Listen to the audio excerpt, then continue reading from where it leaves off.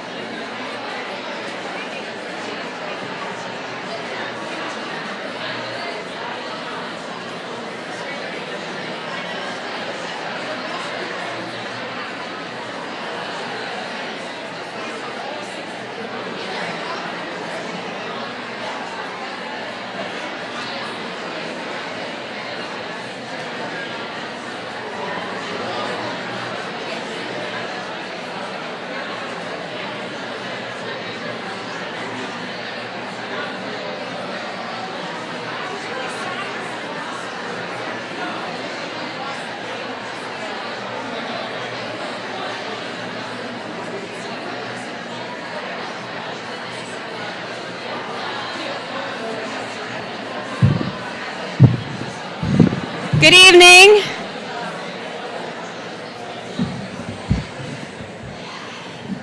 Leave it to my faculty to not be where they're supposed to be, right?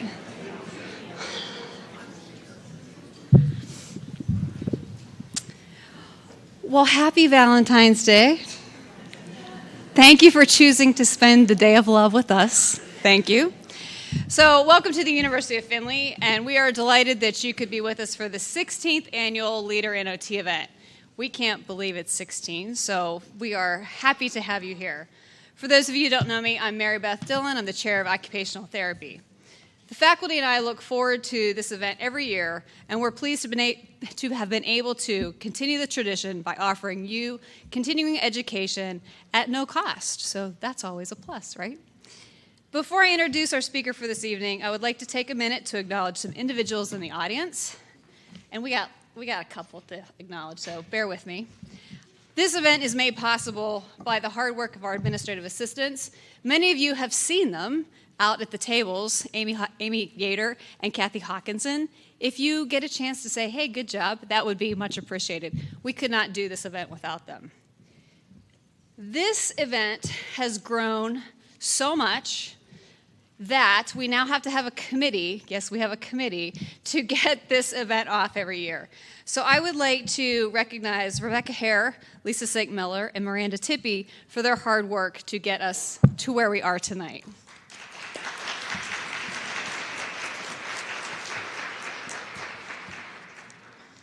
And because it's Valentine's Day, and we talk about love on Valentine's Day, I have to tell you that I am so grateful and I love working with the people that I work with every day. The team that we have at the University of Findlay is top-notch, and I could not do what I do on a daily basis without having them surround me. So I would like to introduce the UFOT full-time faculty, part-time faculty, lab assistants, and faculty emeriti.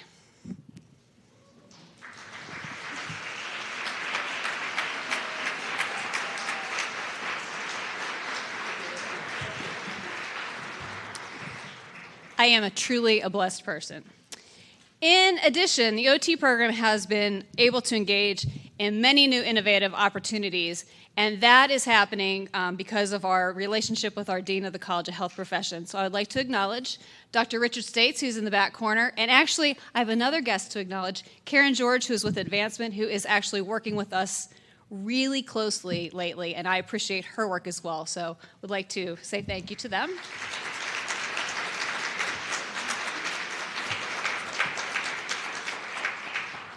Other members of our educational team are our fieldwork educators. If you have been a fieldwork educator for one of our UF students ever, please stand. Thank you.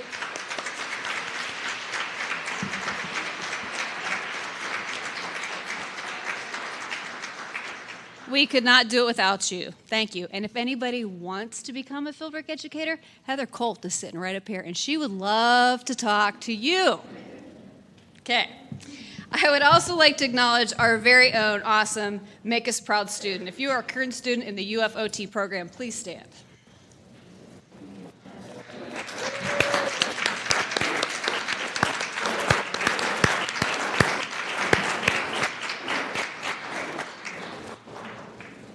And my last, near and dear to my heart group, alumni of the University of Philly OT program, please stand.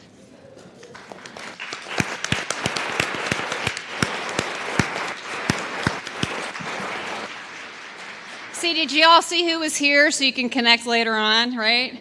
Thank you for coming back and supporting us. See, it's always good to come back home, right? I also know that there are other students from OT programs in the audience tonight, so we're welcoming you to our home. So a few housekeeping items. So number one, cell phones off. And hopefully we'll remember to do that as well. The restrooms are located all throughout the AMU. There's some restrooms in the back, and there's some restrooms in the corner over there, and there's some restrooms behind us. Please try to use the back doors if you have to come and go. And one last note before I introduce our speaker, I would like to draw your attention, so this is a shameless plug here. So the OT program has launched a continuing education series titled Making Connections.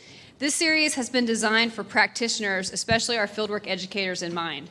Many of the courses we have offered included information on OT assessments, palliative care, ethics, and this weekend we'll be offering a workshop with Dr. Champagne. So watch our Facebook page. Make sure you see the Making Connections event. Miranda Tippie is our coordinator for that, and she's doing an awesome job, so I'd like to thank her for that.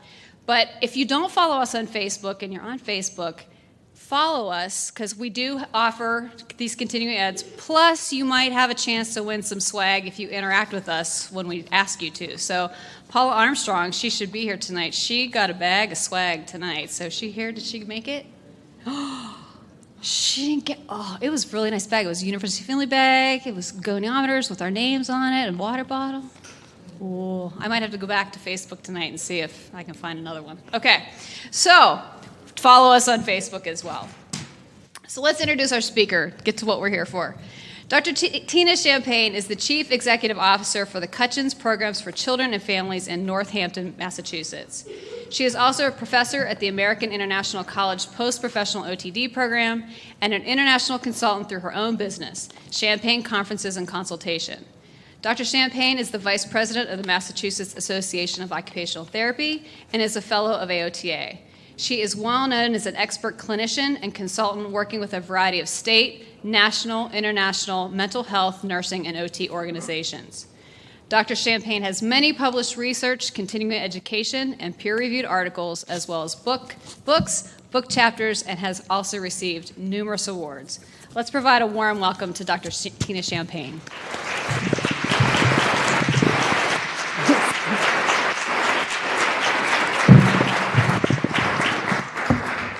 Good evening, everyone. Can you hear me okay, way in the back? Is this good? All right. I'm usually not known to be someone who's very quiet, but if in the back you have trouble hearing, please just give me a big wave, and that'll be my cue to speak up. So I also would like to start off with thanking you all for coming tonight. It's an absolute honor to be here, and thank you to the university for hosting this phenomenal event. And of course, to Amy and to Miranda and folks who helped to make this possible. Working with me to make this happen isn't always an easy thing because I'm a little busy. So I really appreciate everything that everyone did to help to make this happen tonight. And it's just such an honor to be a part of this lecture series and your annual event. So I just want to start off by thanking everyone here. I also am really excited to be able to talk with you tonight about a subject matter that I often don't really get asked to talk about, but is really near and dear to my heart, which is nonlinear dynamics or nonlinear science, and how this is related to what we do as occupational therapists. So for me, this is super exciting. I do have to ask, can you get me the slide clicker? Gotta advance the slides. That's it, yeah. Thank you. All right. Turn off. There we go. All right, so as occupational therapists, our roots really began in a practice area that I've spent my entire career in, which is the area of mental health. And as a profession, we are such a dynamic profession, so holistic, regardless of area of practice, to the degree that it's hard for people to even comprehend what we do, and sometimes for us to describe what we do, right? And so when you think about OT and you think about how dynamic we are, yet when the profession first began, it was really based on a type of science called classical science, which is an area of science which is very mechanistic and reductionistic, but it's what we had back then. And so think about trying to capture OT's distinct value in regards to research and practice, when what we had to work with from the very early days, our earliest theorists, our earliest researchers, was really more classical scientific concepts and information. And so over time, this huge paradigm shift came about. And as you know, many years ago, and still today, the medical model was a forerunner, really pushing us to demonstrate our distinct value through research and other methods. And as OTs, that's really difficult because, again, with these reductionistic methods, when we work with people, and there's nothing reductionistic about human beings and human potential, it was like a square peg trying to fit it into a round hole. And so for many, many years, we've struggled to demonstrate the dynamic nature of what we have to offer as a profession and as occupational therapists. So when I started learning about nonlinear science, it was very, very early in my career, and I happened to be good friends and colleague with a woman named Ivelisse Lazzarini, who happened to not only be an OT, but she was also an engineer. And so she had a really strong mathematic background, and she understood concepts related to nonlinear science in a way that I didn't at that time. And I remember talking to her about my frustrations with all of the different camps within our profession, and in other professions too, quite frankly. And so, for example, the cognitive camps and the sensory camps and the psychosocial camps, etc.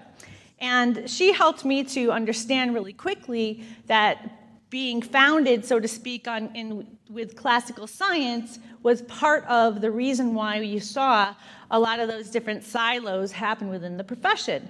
Because when you use classical scientific methodologies, they require you to look very, very specifically at a specific part, whether it's a part of the brain, a specific area of function, and what have you, and it doesn't look at dynamic system change. It doesn't take a look at the entirety of the system, or let's say the human system that's within a greater context of an environment, etc. Different types of supports, things of that nature. And so it was really interesting to me early on to learn more about this and hear about this, and to know that there was actually a form of science out there that really helped to look at the dynamics of human system change, and that's nonlinear science. And so I thought, very interesting. It wasn't that far into my career as a brand new grad OT that my brother, who's 6 years younger than me, had a first psychotic break. And I was working in an adult inpatient acute unit that actually it was 2 different floors and a partial hospitalization program at the time. And I remember seeing my brother in this state of active psychosis, and at the time we didn't know what was going on for him. However, it was clear to me that what was happening in terms of his care, the people that were working with him were wonderful people doing the best that they could, but they had already given him medication, and it really wasn't barely touching what his experience was. And I remember him thinking things were coming through the windows, and I said, hey, let's go over, let me help you to close the blinds. Would that help? And he said, yes. And I said, how about if we lower down one set of the lights? And he looked at me and he's like, yeah, because he was extremely overwhelmed in that moment. And I remember that he was pacing around the room, and I kind of, without even realizing it, used my therapeutic use of self to try to sort of help him to feel more safe and more organized. And of course, through the context of our loving relationship. And then he finally got to a point where he sat down on his bed, and I sat down next to him, and I remember thinking, thank goodness that the bed next to us is empty because the census was low that night. So in my mind, I'm thinking about, as from my OT perspective, reducing the intensity of the stimulation in the environment, trying to connect with him in a way that's non-threatening to him and not too intense, right? That concept of intensity. And I just had this huge aha moment, because the unit that I was visiting him on was very similar to the unit that I worked in. So of course, you know, in addition to all the other kinds of emotions you're feeling when a loved one's in crisis, the next day I'm on my way to work. And at that time, I was working in the Berkshire, so I had a good long 1-hour drive. I'm from Massachusetts. And it just kept resonating in my mind that, wow, there is just so much more that we need to do to help the clients that we serve. There's so much more that we can bring to the table. And so I remember starting to talk to my different colleagues. And one of the units that I worked on was a really beautiful unit. It was updated. It wasn't, you know, in a big old state hospital building like some folks, you know, areas that you work in. But at the same time, I thought there's very little area here for people to be able to self-organize and to places for them to feel safe. Almost every bedroom was a double bedroom. There was a common area. There was a group room. There was even an exercise room, although it was locked. You had to be let in, supervised, and let out. And I thought, there's really a lot more that we can do. And that was the beginning of the idea of creating a sensory modulation type space on an adult inpatient unit, which at that time had not yet been done. And I remember talking to the psychiatrist I was working with at the time, and he basically laughed at me, and he said, Tina, come on, you know, people come here, they come here because they're in crisis, and that stuff, they come here for medication, you know, that kind of stuff, the environment, etc. What's that really going to do? And if you want to do that, that's great, but you need to show me the evidence. And I felt like some of those earlier OTs where they were being faced with folks wanting them to demonstrate their distinct value, and this is an emergent area of practice, and even prior to that at the time. So there was no real body of evidence for this particular setting or population. So I went back and I talked to my mentor, and I said, oh, Evie, this is really, really difficult, and I want to find some research. I want to find some science that helps us support that, you know, people are sensitive to initial conditions and that environment matters in a way that we don't yet have in OT practice. And she started laughing to herself, and she said, Tina, comes right back again to nonlinear science. That's going to help you. And so I dove into nonlinear science for several years. And at the time, you know, this comes again from mathematics and physics, and the kind of readings that I was doing was, you know, pretty over my head. So it took me quite a long time to filter through and make sense of it all. But once I started to drill down to the basic core concepts and some of the simplicity and the beauty of this area of science, it really, really helped me to be able to then go back to my peers and say, there is science to support what we're talking about. As a matter of fact, there's science to support everything that we do as occupational therapists, and also in nursing and other areas of practice. So nonlinear science is the study of how dynamic systems change over time, how we're emergent beings, how we're self-organizing beings. There's going to be a lot of terms you're going to hear tonight that some of them might be new, some of them may not. But again, this science is actually grounded in mathematics, physics, etc. How we're pattern-forming beings. Here's some of the different areas of science that not only this body of work comes from, but other areas that are touched upon by this type of science. So you see the field of chemistry, economics, engineering, biology. When you go to workshops that are specifically focused on nonlinear science and all different applications, you meet people from all different professions. And so what on earth are nonlinear dynamic systems? Well, certainly every one of us in the room is a nonlinear dynamic system. People are nonlinear dynamic systems. But certainly if you even think on the level of the brain is a dynamic system. And it is housed within a body that's also, our whole being is a dynamic system. We work with dynamic systems. Your therapeutic teams are dynamic systems.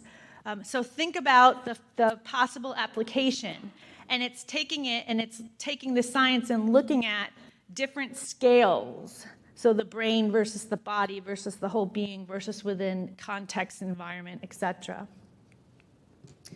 What I love about this is there was one book that I read that even said that at its deepest essence, a nonlinear scientific perspective is spiritual, even at its deepest essence. And until that point, I had never read anything from classical science or other areas of science that would take that leap. And I thought, wow, this is a perfect fit for occupational therapy. So as I said, when you start to jump into this, you start to read a lot of different terms, and your brain does this compare and contrast kind of thing. And it's really interesting. It's not that classical science isn't valuable. It's extremely valuable.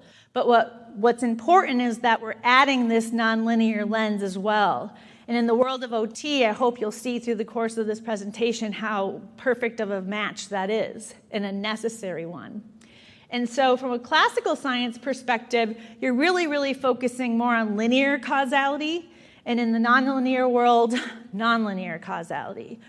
Objectivity is a heavy focus in classical science, and in nonlinear, you're adding the subjective.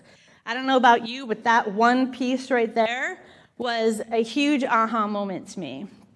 When I was doing the weighted blanket studies many years ago now with my colleagues, I did those studies with a nurse and a mechanical engineer.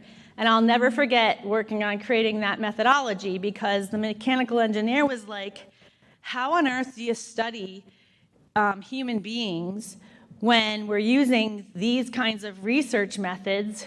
Because you're never going to get with 100% certainty, you're never going to be able to predict what the person's going to do or how they're going to feel or what they're going to experience. And I thought, exactly. That's why we need to include the subjective piece. And so our study turned into a mixed methods study. And isolated events versus emphasizing context and environment. It's huge in terms of what we do. Matter versus processes. Stability versus sensitivity. We're going to talk more about that soon.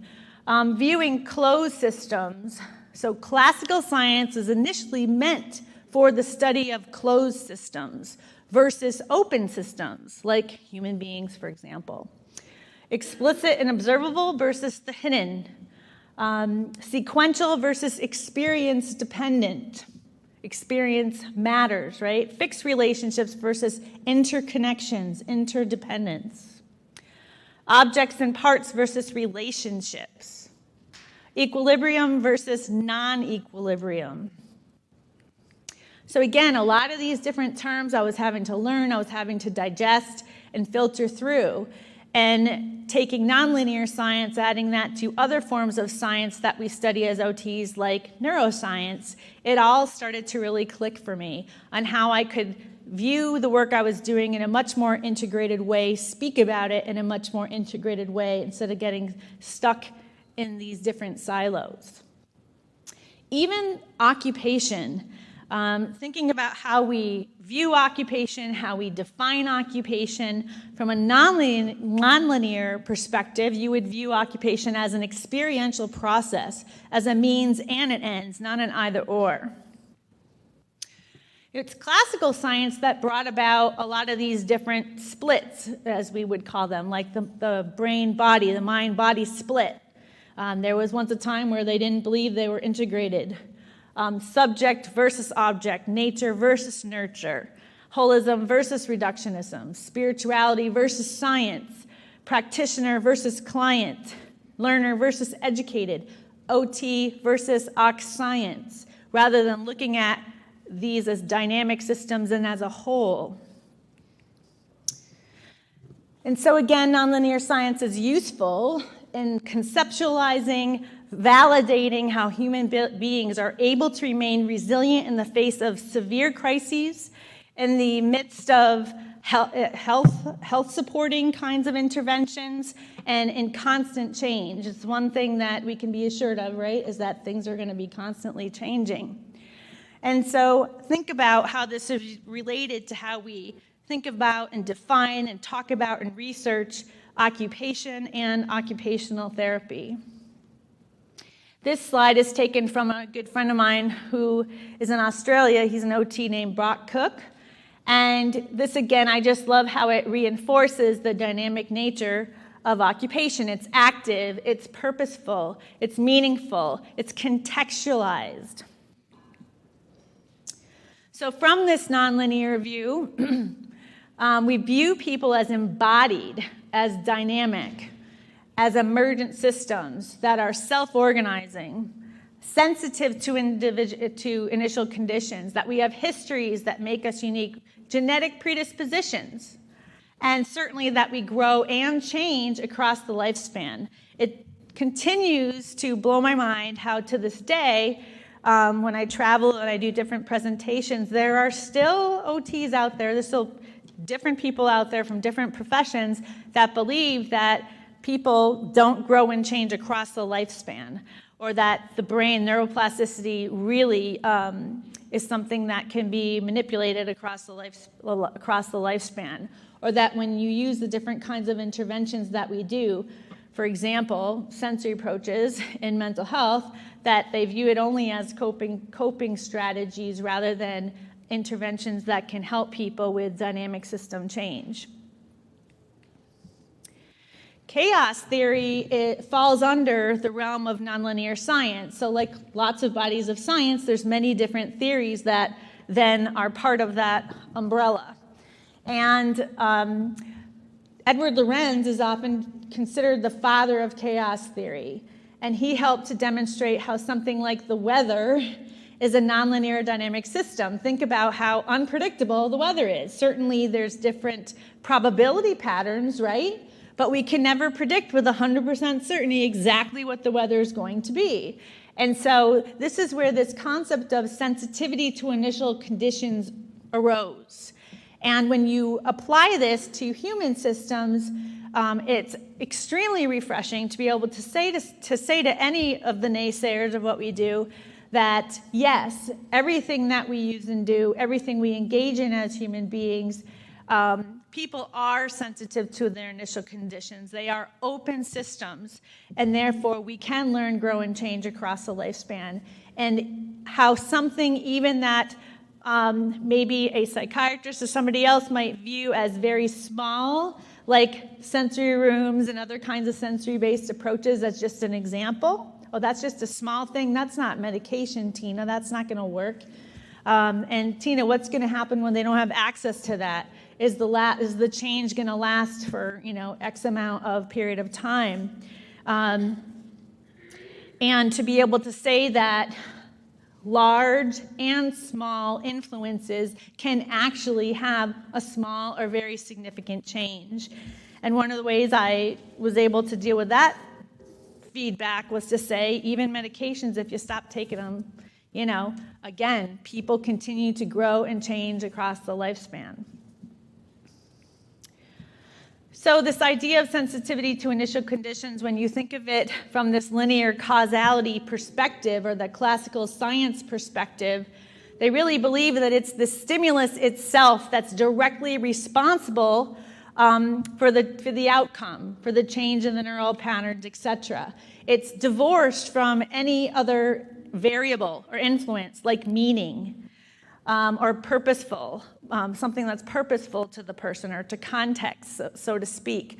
Nonlinear causality really helps to validate much more of the complexity of what we look at as occupational therapists. Think about the different aspects of your occupational profile and all the different things that you look at, regardless of your area of practice or the age range that you work with. It's a very, very dynamic process. When we think of something like trauma, we know that a traumatic experience is something that you go through and it overwhelms your capacity to cope. And what might be traumatic to me may or may not be traumatic to somebody else. And we might go through the same thing, and I might develop symptoms of PTSD, and you may not, or we both may. So again, this is just another example of how nonlinear science is related to different kinds of presentations of people that we work with, whether it's trauma or what have you. And most people that come to OT come because they've had some kind of trauma in their life, whether it's a mental health trauma or a physical trauma, and 9 out of 10 times, I can't figure anybody where it's completely separate. So again, it's all a part of what all of us do. When you think of the concept of trauma, even over the years, like science, it's evolved. And when you look at stress and the stress response, we know now that stress isn't always a bad thing, that sometimes it's even positive, it can be motivating, it can be helpful, and we call that eustress versus distress. But when stress starts to become chronic, prolonged, or perhaps even what we might call toxic, where the person feels like they may not have the capacity to cope and or have the ability to change the situation, there's a very fine line to when the scale tips over to becoming a traumatic experience, whether it's acute, chronic, developmental, what have you. And again, this is part of how nonlinear science helps us to not necessarily categorize in such a simplistic way the dynamic human experience. Because again, what might be eustress for me might be distress for somebody else. And so it's really on this continuum. And when you think about describing these variables as patterns rather than as diagnoses, it really resonates with the recovery movement in mental health, which is expanding out into other areas of practice as well, so that, again, you can start to see why nonlinear science can be so useful and foundational to what we do actually as occupational therapists. And if you don't think that there's such a thing as sensitivity to initial conditions, think about the impact of trauma.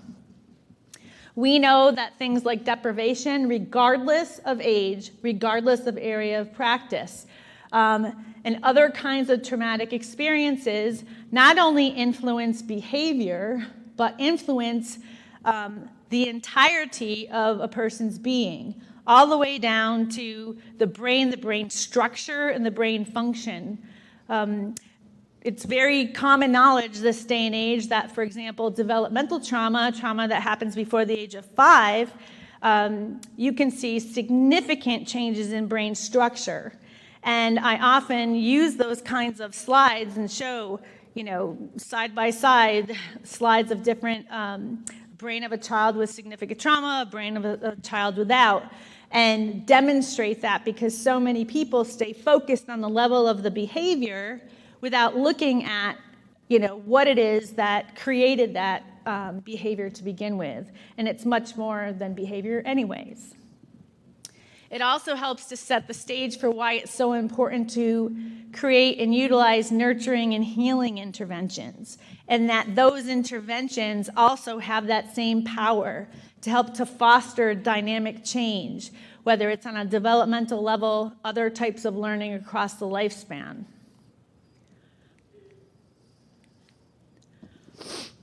And this is a picture of Scott Kelso. His mom was actually an OT. And I put him here because he has this quote about self-organization, but this concept of self-organization from a nonlinear science perspective is just awesome, because it really helps to encapsulate that this is about the entirety of the being, and that, again, we're not divorced from the context or environment.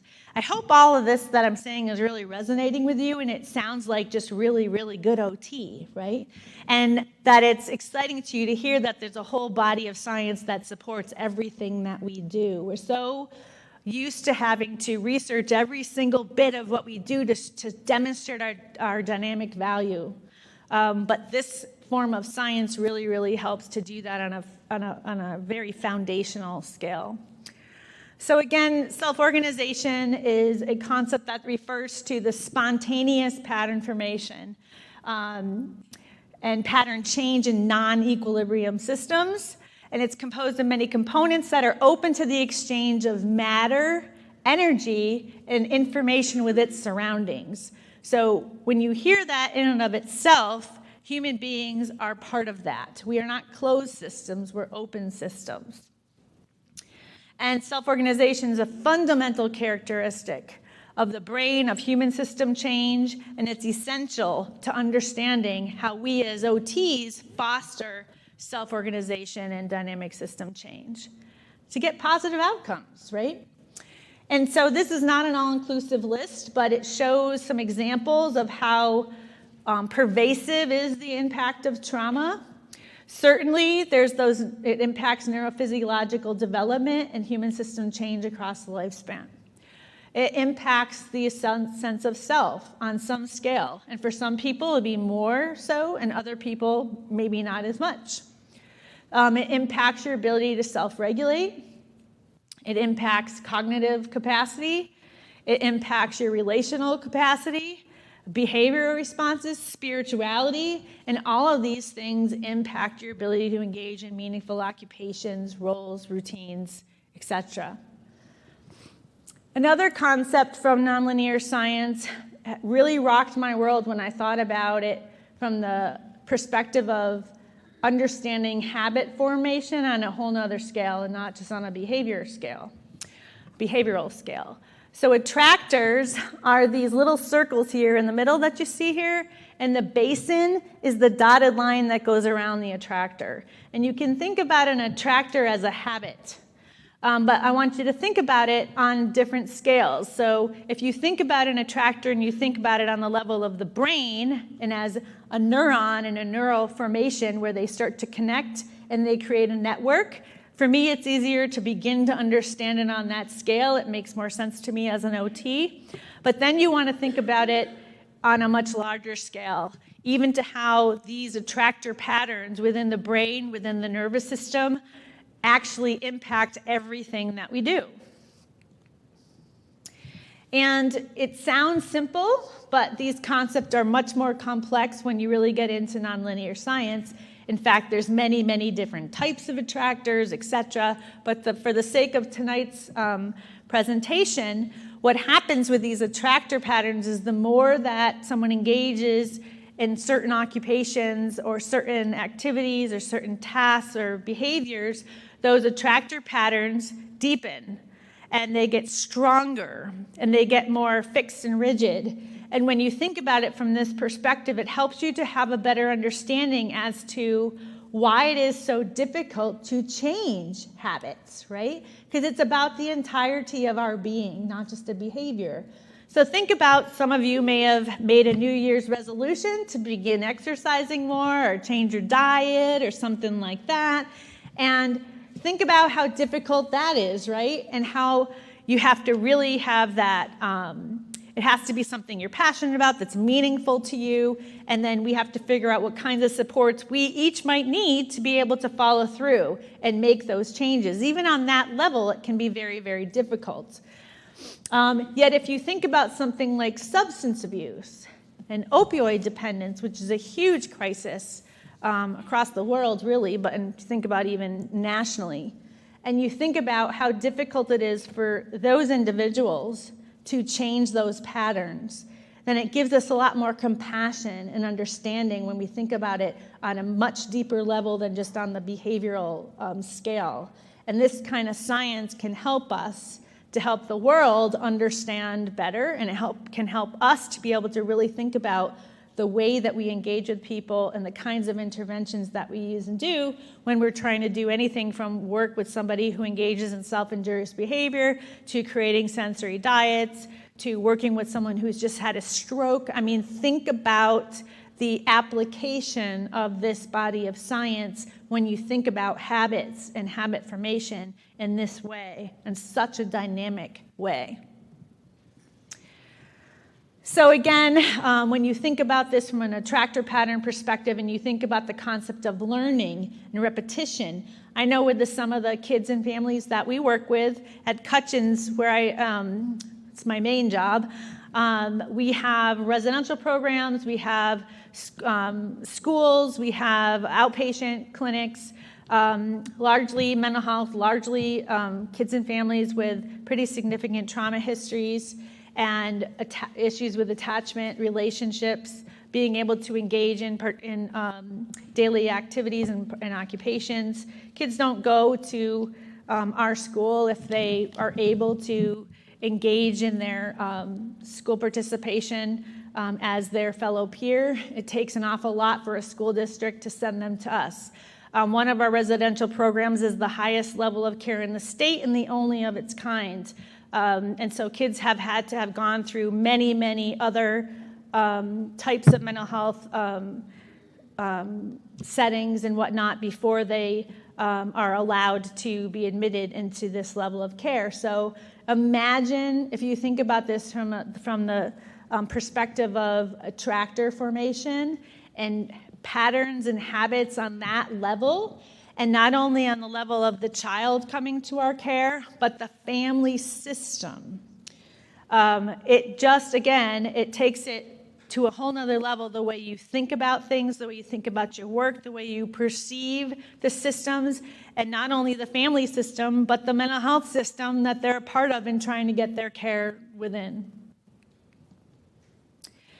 And so again, when you think about it from this perspective of nonlinear science, occupational outcomes occur through learning, and our systems learn and change over time. And you see the entirety of the attractor layout that changes in one way or another.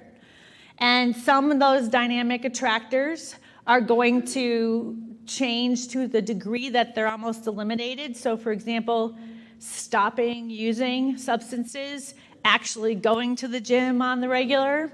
Some other new ones might be created, and then others might be more stabilized and enforced over time. So even from that concept of attractor formation, pattern formation, and human change over time, again, it takes it to another level. And so we're looking at this dynamic landscape of the system evolve over time. Oops, sorry. And I love this. Nature weaves her patterns. So each piece of the fabric reveals the organization, the self-organization of the entire tapestry. You can think about that on the level of DNA. You can think about it, again, as we were just talking about from, perspective of neurons and neural formation and on the level of the brain, et cetera. So depending on the scale that you're looking at, you can apply nonlinear science at all of those different scales. You're always, though, bringing it back to the concept of the whole. You're never staying stuck at a certain level, because if you're stuck at a certain level, that's considered to be more what? Reductionistic, right? Which goes back more to your classical sciences. So it's this dance when you're learning more about this and you're kind of zooming in and zooming out, and you're looking at all the different levels that we do as part of our practice as occupational therapists. It's pretty amazing if you think about it. And the more that I got into this and learning about this area of science, the more I appreciated why it's so difficult to define in simple terms what it is that we do. When you think about something, even something like sensory processing, that in and of itself is very, very dynamic. And as you know, influences everybody really differently. And as somebody who consults around the world and does talks around the world, I'm always asked, and I'm sure you are too, for cookbooks to approaches that you use, regardless of your area of practice, right? Tina, just tell us, which things are calming and which things are alerting, what to use with people who are manic, what to use with people who are actively engaging in substance abuse, et cetera, et cetera. And I just sit there and scratch my head because it depends. And why does it depend? Because people are not 100% predictable, because we are not mechanistic, we are not closed systems, we're open systems. I remember even using the Allen was one of the first models that I learned about from a cognitive perspective. As a brand new baby OT, I went to all the different trainings in the Allen model, and people wanted me in my discharge summaries to give very specific instruction on exactly what the person could and couldn't do. And I remember, while there's probability patterns, right, you just never know. It could be that the person's discharged and there's this much level of support that's built in, but if that level of support goes away, then what? Right now, we are being asked by the state to look at our outcomes 2 years out. So once we discharge someone from any of our programs, whether or not our program was effective is being looked at on that scale. There was recently a kiddo that was discharged from, like I said, one of our residential programs that's the highest level of care in the state. And the team worked phenomenally with a community-based team to do this whole bridge program over the course of about 6 months. And, there was still work to do, but there was a lot that was done, and the discharge process went through. But 2 months later, the parents ended up getting divorced. And talk about a major, major influence, right, to that family system. And the kiddo went into crisis and went back into care. And I remember my program director calling me and saying, can you believe that we're being held accountable, that our discharge plan didn't hold past X amount of months when this is what happened? And so again, it just goes to show when we're used to using models and measurements of outcomes that aren't reflective of different variables that could come up, it's going to skew whether we're viewed as effective or not. And so, again, this is another possible application in this work.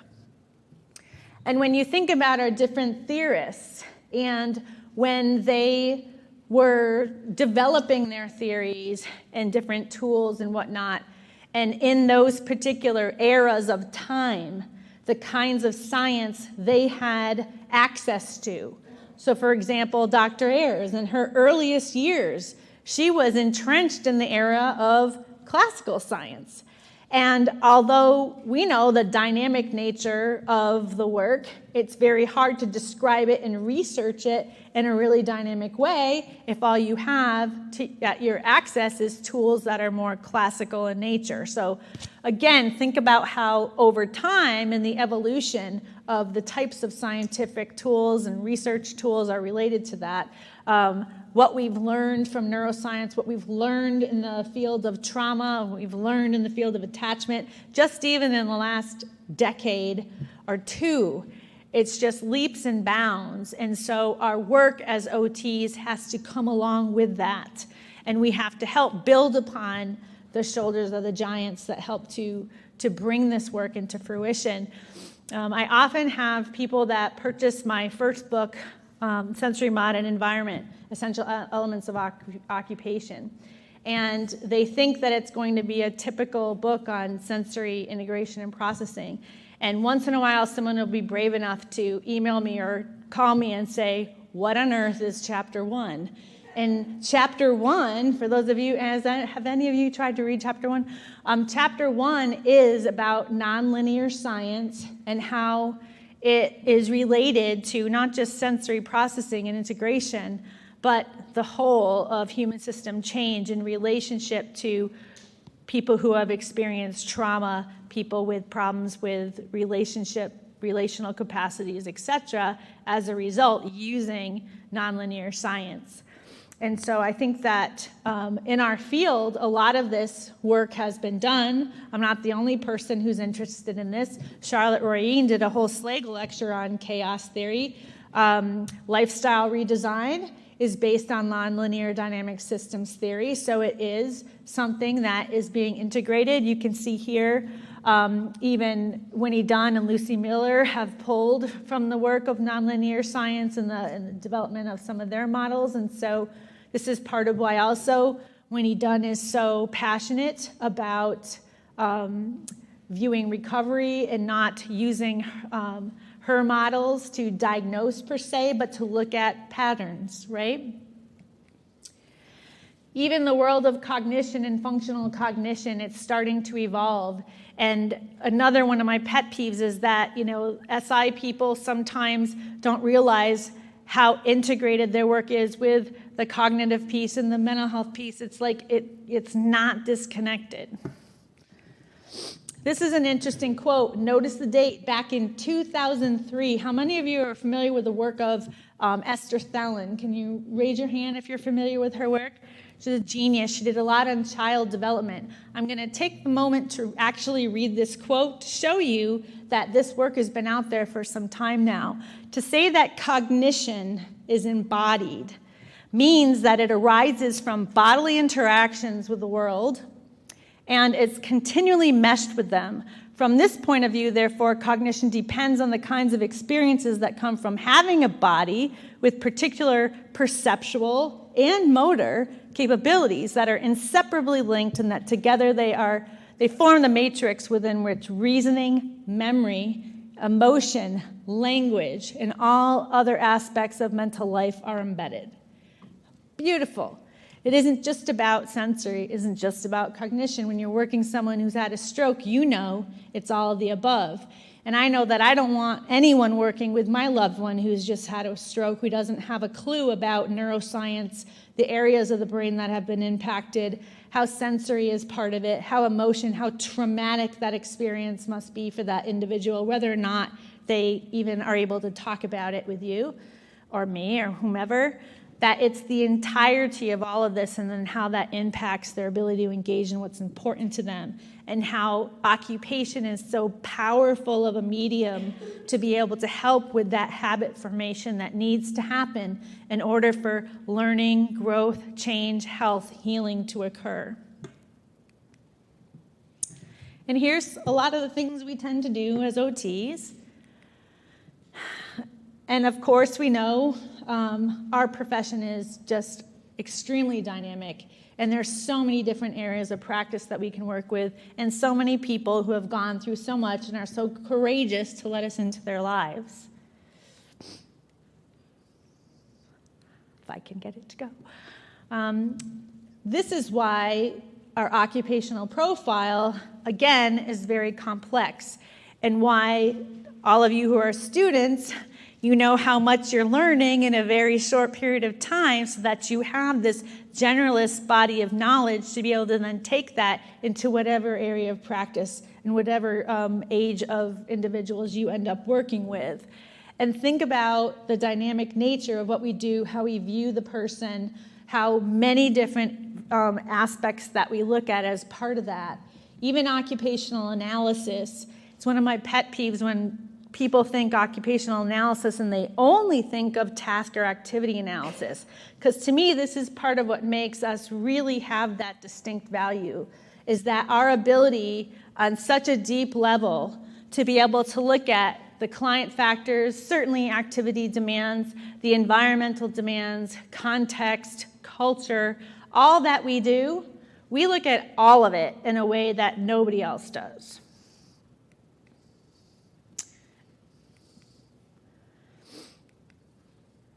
from a nonlinear dynamic perspective, none of those different pieces are any less important than the others. And so a lot of people will say to me, Tina, why do you talk about nonlinear science yet a lot of what you've written and present about is related more on sensory integration and processing? And just for you to be aware, I'm an OT by trade. And the only reason my publications and my presentations are more focused on sensory integration and processing, trauma, etc., is because these are areas in mental health practice in particular, but in OT practice in general, that there just wasn't anything out there when I started getting into this. So I saw that it was a specific area of need because there was a huge gap there. But that doesn't mean that I'm not looking at the whole, which is part of the reason why that first chapter of my book is there. A couple of other terms that are a little tricky to wrap your head around in nonlinear science. One of them is called perturbation. The other is called bifurcation. And I want you to think about these terms in a non-judgmental way. They are not in any way meaning something negative. It's really just a general term when it's used in nonlinear science. And so a perturbation is something that OTs do all the time, especially when we're going through the evaluation process and even in our therapeutic interventions. It's basically that approach we use when we are going to either use a certain activity or a certain environment where we want to see how the person is able to adapt or not, and to what degree. So for example, if you're going to do a cooking eval and you know somebody has a cognitive impairment, you may not want to do it initially in their familiar place, because you might want to be, on purpose, you might want to be testing the flexibility and the adaptability of the system and how they do in a task in a different context. Or not. You might decide for any number of reasons to not go about it that way. But that's an example of a perturbance from an OT lens. So it's a way to provide an individual with an opportunity to demonstrate how fast or not they can adapt and or change to whatever it is that's before them. And perturbances are pretty easily influenced, and they don't tend to influence a huge system or habitual change in and of themselves. A bifurcation, on the other hand, is where you see an actual change happen from a habitual perspective. And so that entirety of that attractor system is impacted in that way. And these are images from nonlinear scientific resources that show you on paper in a linear way kind of what this looks like. And so initially, maybe you're working with somebody and you're developing your therapeutic relationship and you're trying to develop trust. And that in and of itself maybe is a huge thing for somebody, especially someone who's had a trauma history. Most of the people we work with do. But for them to even let us in could be bifurcation number one, or perhaps just a perturbance. It depends on the person. And then you can see that over time, if the person continues to work with us and we're working together collaboratively and we understand what's meaningful to them and we're helping them to work towards their goals, we're fostering that change process. And hopefully, as you see, that attractor landscape continues to change, which from nonlinear science we would call that additional bifurcation within the system. And you can see that this process takes time, and depending on the person and depending on the level of support, depending on the 8,000 other variables that are involved, it can be this dynamic dance. And so it's very difficult to think that we have any kind of way to predict with 100% certainty how the outcome is going to be when you think of it from this perspective. Is this making sense to people?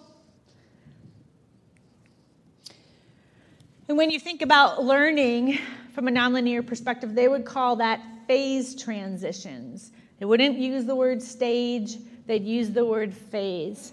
I mean, it sounds like it's just a play on words, but it's really not. It's a lot deeper than that. And I need to add that from a nonlinear science perspective, you should be able to prove everything I'm talking about through mathematics. So it's not just about the language we use or just changing of words or concepts on a superficial level. So again, with this idea of habit training, this is what we do. This is a huge piece of what we do as OTs when you think about it. And again, not just on the level of behavior. And when you think about it this way, I know of different professionals that will call themselves change agents. And from this perspective, we would never be the change agent. It would be impossible. The dynamic system that's doing the change is the change agent. Our role is more of a facilitator of change. So we're helping to facilitate that process, but they're the one that do that change. So if you think about it, and again, I work in mental health, so some of my examples are going to be from there. We can try to get people to do what we want them to do.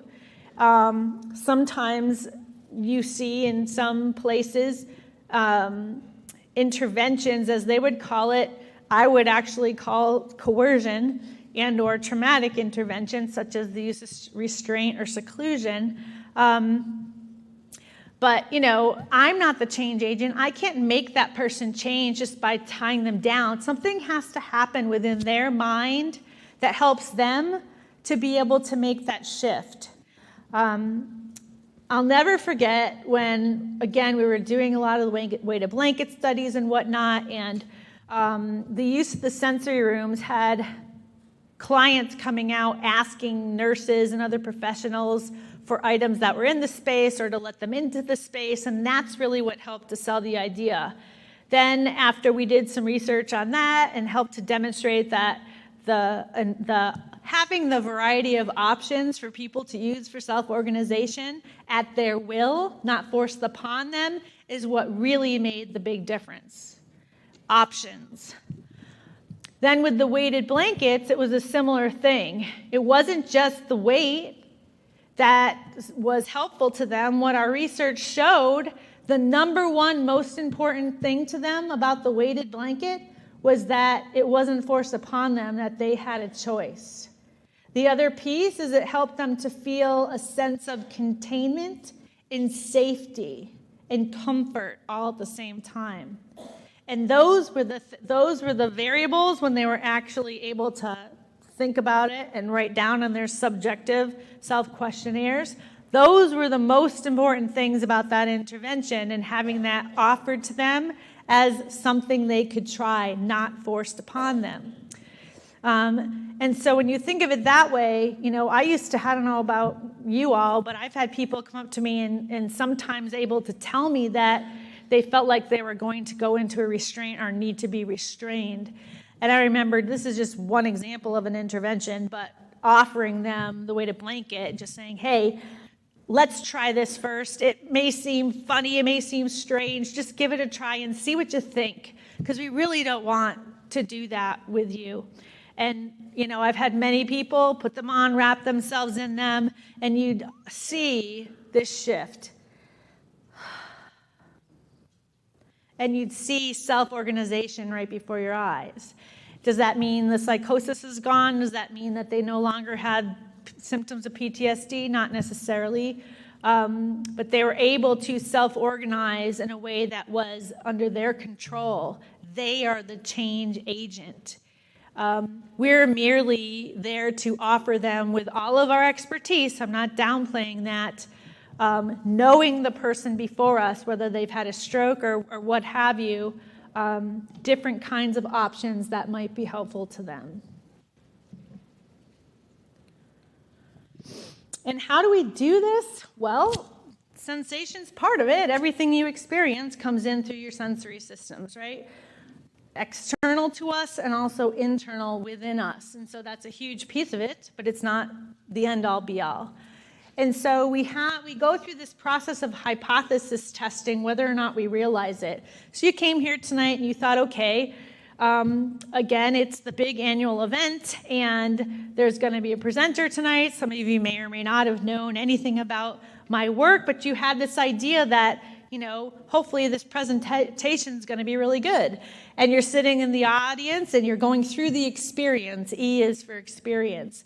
And the input is coming in through all of your different sensory systems, internal and external. And that along with all the other variables we know about, helps to shape your next hypothesis. And so this is a process that we're always going through. And on a larger scale, again, those habitual experiences are being repeated over time, and at the end of the night, you're going to be able to form your own idea of what you thought of the experience. I can't force that upon you. There may be some of you who love it, some of you who don't. I don't know.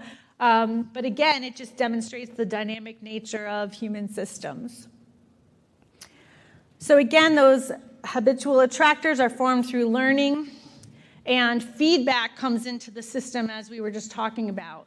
In nonlinear science, they refer to this as negative feedback or positive feedback. Again, it's not about a judgment, but you can think of something like stress when it's prolonged.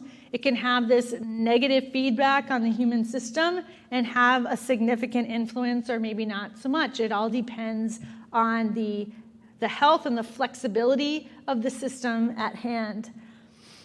Positive feedback may be different therapeutic experiences that you engage in with an individual. If you think of Gabby Giffords, how many of you remember the incident where she was shot and she went through significant amounts of rehabilitation, right? And even raved about her occupational therapy and other therapeutic experiences she had. And she had some severely impacted from, you think about that from a habitual scale. And her will and her drive, the amount of support she had, and many other variables, which we'll never know about, helped her to get to a point of success in her therapeutic outcomes that many people couldn't even believe the amount of progress she is able to make. If you think about someone like Simone Biles, the phenomenal gymnast who came from a significantly traumatic background, talk about developmental trauma, and look at her potential and where she's gotten to. There was a time in the field of the study of trauma where it was promoted that once someone went through really severe developmental trauma, that or even not necessarily developmental, but severe enough chronic trauma, that they were somehow, I hate to use the term, broken, or that they could never get back to where they were. And from a nonlinear perspective, I don't believe we're ever going backwards, so no, maybe you wouldn't get back to where you were, but I believe that the sky is the limit, and that we as OTs need to hold that hope and to help our clients know that there's nobody who can tell you what the result of your outcomes will be, and that we're there to help them, to collaborate them, to help them to get to, the best of their potential, which we can't define for anybody. But to me, if we close those doors and we don't believe in the power of self-organization and human potential, that our clients are going to, some of them will believe that, and it's going to be a huge barrier in their ability to heal and recover. So think about those therapeutic implications. Think about the different ways that you help to foster attractor formation and different ways that you use perturbance as an OT, and how you help to foster that bifurcation process with the habit formation of the individuals that you work with on a daily basis. Think about how it plays out in your everyday life. This is a picture of Walter Freeman. And this is Walter Freeman Jr., and he is just a brilliant man. He actually passed away a little bit ago. I had the privilege to meet him and go to some different workshops on nonlinear science that he presented at.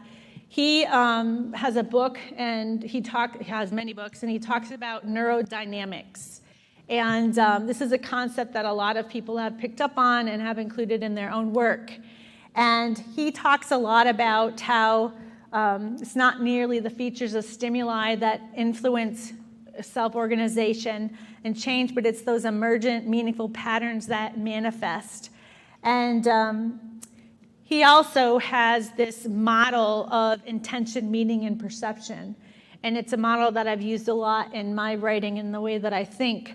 But he talks about how studies show that brains don't merely filter and process information. It's not input, throughput, output. That really it's a much more dynamic process than that. And so here's an example of one of his books, Reclaiming Cognition. So again, he's a phenomenal neuroscientist, and he really helped to take these concepts of intention, meaning, perception to a whole nother scale. And looking at habit shaping. So this is a visual example of, if you think about the scale of the brain for a moment, and you look at this visual image. At the bottom there, you see it says the microscopic level, and it says intention, and mesoscopic, the level of meaning, and the macroscopic level of perception. If you think of the microscopic as more the brainstem level, mesoscopic as the midbrain and or motion center of the brain, and the macro as more of your cortical level. Well, he's done a lot of work. This is just a little piece of pulling out of how activity is expressed by action potentials at this microscopic level. And we know that a lot of that information comes in through the senses, and it filters up through the brainstem first. Not all of it, but a lot of it. And so we have that autonomic and lower level neurophysiological response that then influences us emotionally before we ever even get to a point where we can cognitively be aware of what just happened or what we're going through. And certainly there's feedback loops at every level. Well, what happens is this information is raw. It is comes in this sensory-driven way initially, but before it goes to the level of the mesoscopic, it comes together and it begins to form wave packets. And so there's the chemical processes that give rise also to the electrical processes. And at this level, the major function is the self-organization of homeodynamics, not homeostasis. Stasis is something that doesn't change. And so again, you see differences in the language that is used in nonlinear science. And then that mesoscopic level is the bridge between the lower level and the higher level in the nervous system. And certainly this is where those wave packets actually emerge. And then it goes up to the next level, which is, again, it goes to that hemispheric place. And here you're getting a lot of emotionality, and it's contributing to your capacity for self-awareness. And we can measure those wave packets, right? We know that. They're oscillations in the brain, and we often use EEG to do so. And those different levels of energy are measured in hertz. And those hertz help to contribute to the different levels of awareness that you're at, your different phases and states of being. So for example, you can't possibly be asleep if you're way up at 30 hertz as your predominant brainwave state. So this activity helps to give rise to your level of awareness and your capacity for overall self-organization, not just self-regulation. So again, here's how he begins to tie these different concepts together. And of course, there's feedback loops at all the different levels. If you're interested in his work, here's his lab page down here at the bottom. So if you think about the clinical applications, again, we're talking about this work at a really simplistic scale.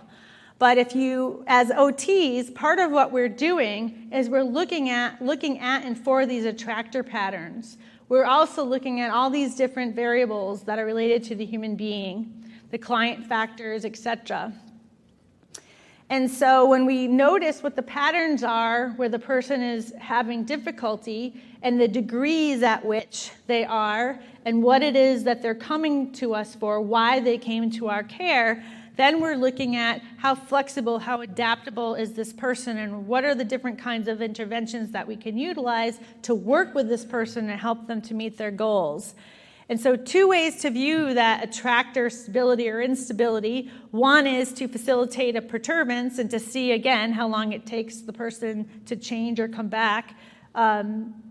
And then the other is to identify and manipulate the control parameters, which is, the situation, the task at hand, and set things up in a way that helps us to see what it is we're looking for from either an assessment purpose or even in our ongoing therapeutic interventions. So this is how we take this information, this scientific information, and help to support what we do as OTs in practice every day. And again, some habits are created, some existing habits may dissipate, and others are reinforced over time. And our intent is to help the system to go from a point of rigidity or unhealth, or think about cognitively, the more difficulty someone has cognitively, the less flexible, the less adaptable they are. So that's what I'm talking about. The more someone has problems with sensory processing, that's going to be a barrier to their ability to adapt and change over time. The more they're experiencing symptoms, other symptoms related to trauma, then again, you see how that plays out in their everyday lives. So we're hoping to help them to be more flexible or adaptive, and these are the terms that you would see in nonlinear science used. And, you think about that in the context, this is an example of one of the earlier sensory modulation spaces that we developed in an inpatient mental health unit, acute care unit. And this was the space where I did a QI study, and over the course of 1 year, this particular unit went from 3 standard deviations above the state mean for the use of seclusion and restraint to 3 standard deviations below the state mean for the use of seclusion and restraint. How did that happen? It wasn't just because we helped to create a space. We had to look at the culture of the unit. Were they trauma-informed? What is trauma-informed? Well, anybody who works with folks who have had trauma, aka every one of us, regardless of where you work, then you need to make sure that you understand the impact, the pervasive impact of trauma, that the high prevalence of it in the populations that we work with, but also that the therapeutic interventions that we utilize don't just recognize this, but also address it. And how do we do that over time? So this literally was a reflect on the earlier stages of culture change within this particular setting, more than it was just about the use of a sensory room, so to speak. When you think about a child who, let's say, has problems with over-responsivity to tactile stimulation, you know how difficult it can be to help them navigate showering and or dressing activities, things like that, just as an example. So again, think about the concepts of attractor patterns. Think about the concept of a perturbance, huge perturbance here, right? And also how we would influence, help to foster and facilitate dynamic system change over time to help that meaningful activity to be one that is more tolerable, less difficult, etc. Or someone who is older, let's say, has gone through a physical injury or has dementia, let's say, who's also trying to engage in that same occupation, and the different kinds of things we may do as OTs to help to foster and facilitate change in that particular situation. This is a table taken from a single case study that I did and that I published on in 2011. This was in an outpatient capacity, a woman who was seeing a social worker for dialectical behavior therapy who was someone who really knew a lot about my work, had gone to some of my trainings. And her client was really struggling with a lot of hypersensitivities, and it was impacting their ability to make progress. And so the referral was made, and she came to me specifically for that reason. And so I talked to her a lot about what it is that she was struggling with, and her work performance was her biggest concern. And we talked a lot about, well, what aspects of work performance are, in the research on trauma and its impact on sensory processing. Let's focus for a moment just on modulation here. We know that there's a lot of research out there that shows that people minimally tend to have hyperresponsivity to tactile and to auditory stimuli, if not even more things. But those two are the heaviest of hitters that's in the literature so far, as well as some under-responsivity patterns, usually in proprioception, sometimes also vestibular, unless the vestibular there's a hypersensitivity. But in her particular situation, she was really struggling with hypersensitivities around tactile sound and a lot of under-responsivity to probe. So after going through all that, finding out what's meaningful to her, I started to explore with her, well, what are some other areas that you might be struggling with? And she hadn't even thought about anything other than work because her job was on the line. So as we started to explore it, you can see here some of the different areas she was mentioning and naming. And so if you think about it, if you struggle with hypersensitivities in particular and that under-responsivity pattern all at the same time, imagine what that's like. And so she was struggling to complete her documentation on time. She was making med errors. She was having problems with dissociation, the ability to feel grounded in her body, even though she was, to others, appearing very cognitively present and otherwise. She was struggling with, therefore, being attentive to her clients, especially in the way she wanted to be.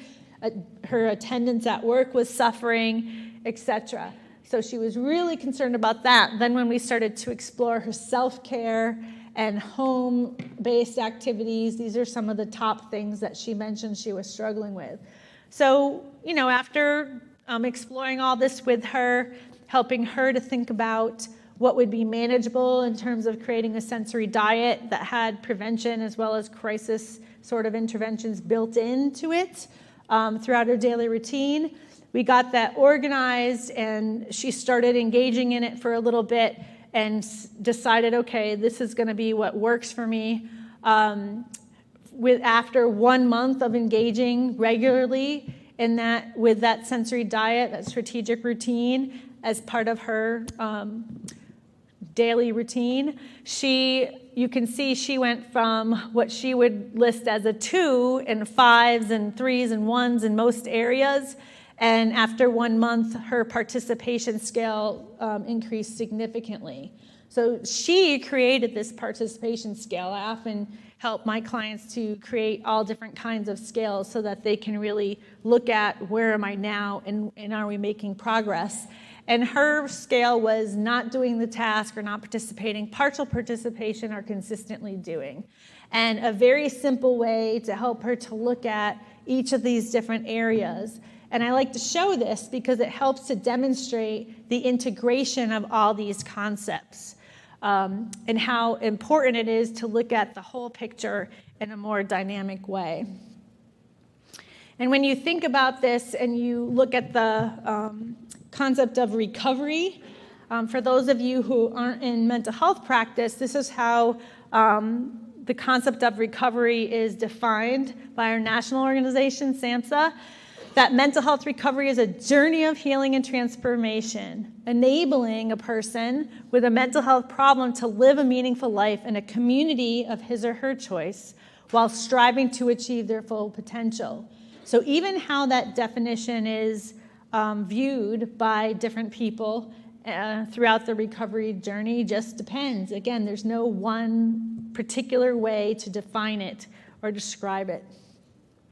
And we know about the National Wellness Institute.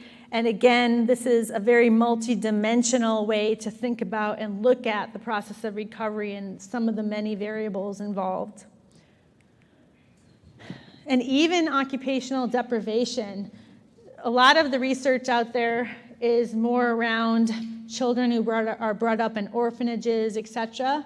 But if we think even across the lifespan and we look at different settings, there are, not all, but some, let's say nursing care facilities and whatnot, who you have to really think about it from a trauma-informed sensory occupational lens and say, what is it that we're doing?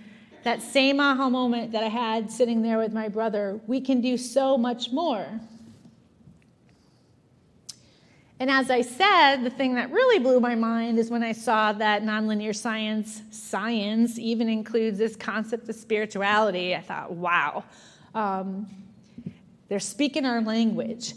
And the way that they define it again is not just about religion, it's about much more than that. It encompasses hopefulness, it can include faith, self-transcendence, etc. So again, the ability to really reach higher goals and to have hope. And I don't know about you, but a lot of the folks that we work with, they tend to say to us, and I've heard it many times, I now have a sense of hopefulness. We had a young woman who was admitted into our care at one time, and she had attempted suicide multiple times. One time, she ended up in a coma for 6 months. And so when she was feeling suicidal, people tended to listen. And I remember meeting her, and she was curled up in a ball in the fetal position, and she could barely speak. She was wincing anytime she even tried to talk. And I remember that it took about a couple of weeks before she could even, of working together with all of us, before she could even participate in a community meeting, the earliest first meeting of the day. And she came with a weighted wrap, and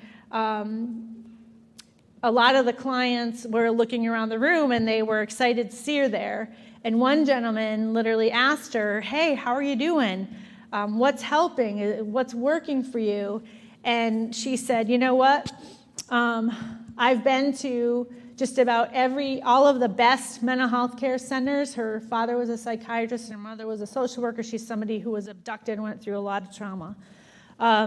And she's like, "But there's something about this sensory stuff and learning about the neurological aspects of it that's helping me to realize that it's not all just in my head. Everywhere I've gone, I felt like people are thinking that it's just this psychological thing and it's all in my head."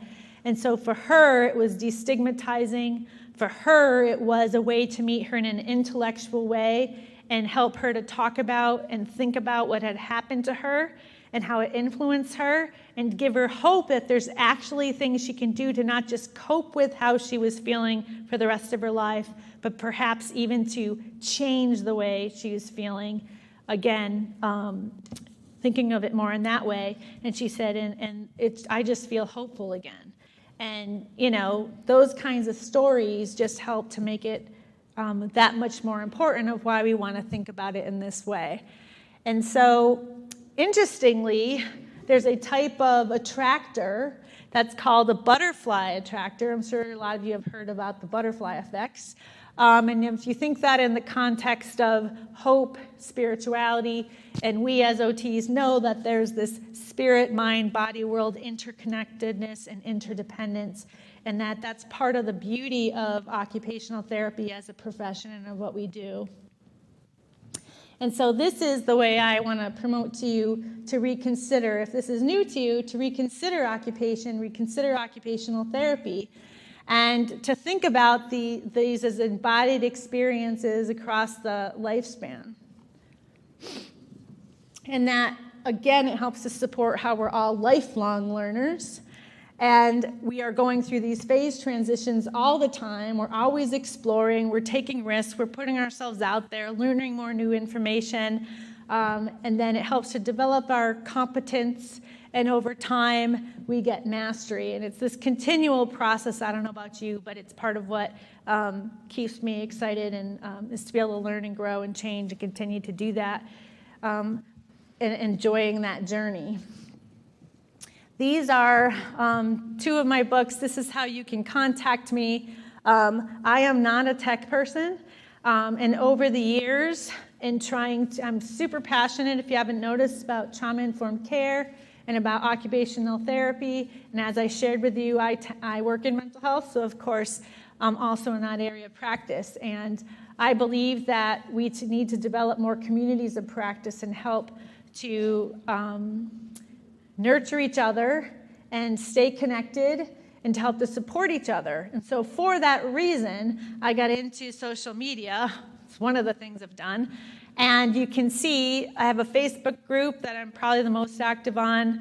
Other accounts, Pinterest is all strictly work-related stuff. And there's also an OT Twitter chat that myself and my colleague Allison Sullivan from American International College, we run that monthly. It's once a month, and we have all different speakers and presenters on different topics. It's a free Twitter chat. Different ways that we can stay connected. I have a website, and of course, you can reach me through email. Don't feel bad about bugging me a couple of times if I don't respond initially. But I love to stay connected. I love being able to stay in touch and network with people who are like-minded as us. And I hope that you found this talk really interesting. So thank you.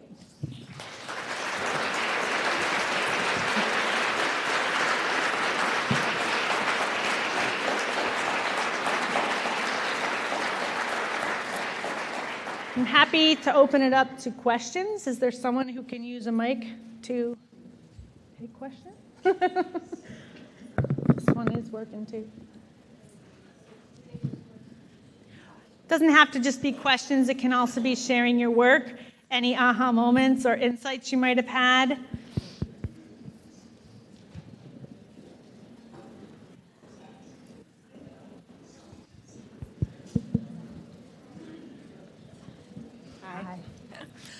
Yeah, so my name's Leanna. I work as an OT in an intensive behavioral health residential program with adults, and it's great. I got to kind of develop my own program there. I've been doing it for about 3 years now, and so it's a wonderful setting. I have a lot of freedom to do a lot of things, use a lot of your work to create sensory rooms and things for people. I'm really grateful for that guidance.